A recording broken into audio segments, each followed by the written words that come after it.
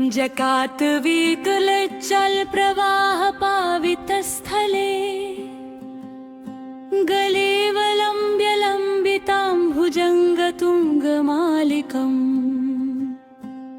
ढं ढं वड्डमड्डमन्निनादवड्डमर्वयम् चकार चण्डताण्डवं तनोतु नः शिवः शिवम्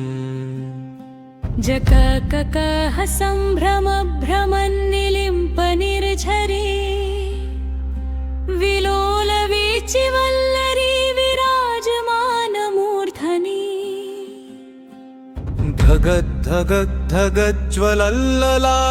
धगद्धगद्धगज्ज्वलल्ललाटपट्टपावके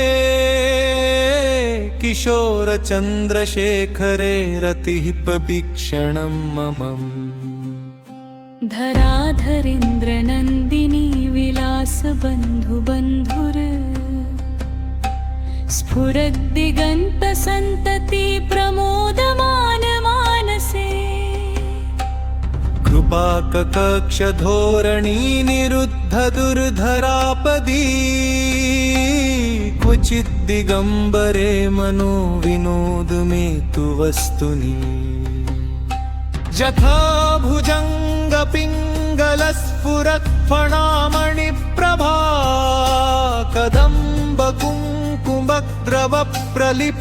कदम्बकुङ्कुमद्रवप्रलिप्तदिग्वधूमुखे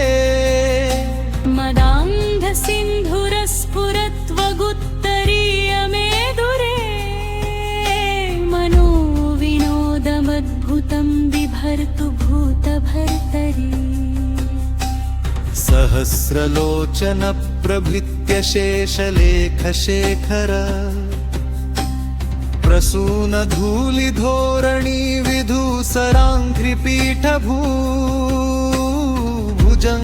भुजङ्गराजमालया निबद्धजाटजूटक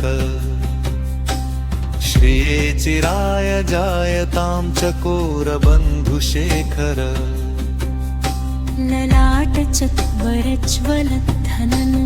ललाटचत्वरज्वलद्धनञ्जयस्फुलिङ्गभा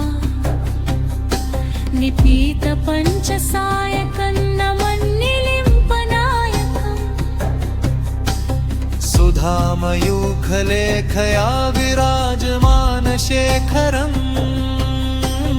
महाकपालिसम्पदे शिरोजलमस्तु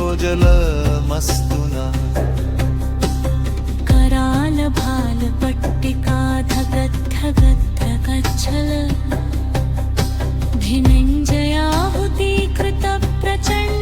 धिनञ्जयाहुतीकृतप्रचण्डपञ्चसायके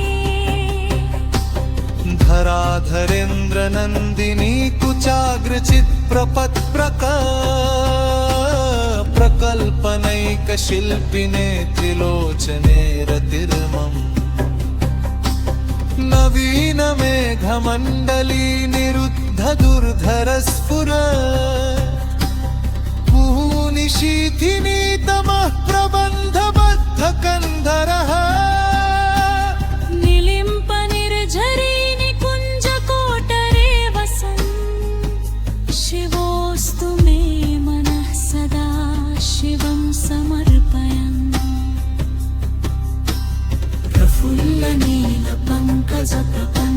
प्रफुल्लनीलपङ्कजप्रपञ्चकालिमप्रभा फलम्बिकण्ठकन्दले रुचिप्रबद्धकन्धरम्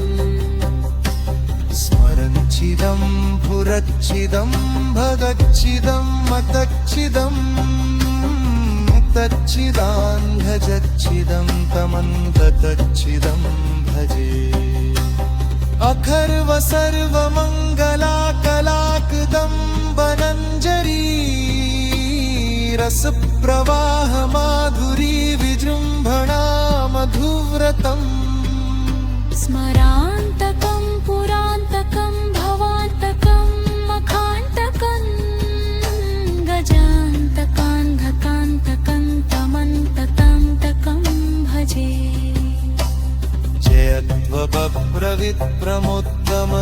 जयत्वबभ्रविप्रमुद्गमद्भुजङ्गमस्फुर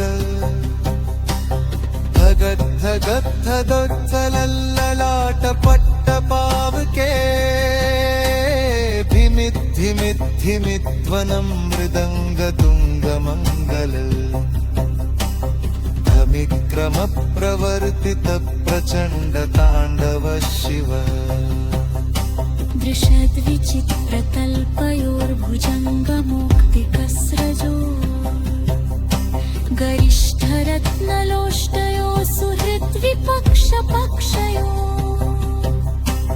त्रिनारविन्दचक्षुषो प्रजामही महेन्द्रयो समप्रवर्तयन् वनः कदा सदा शिवं भजे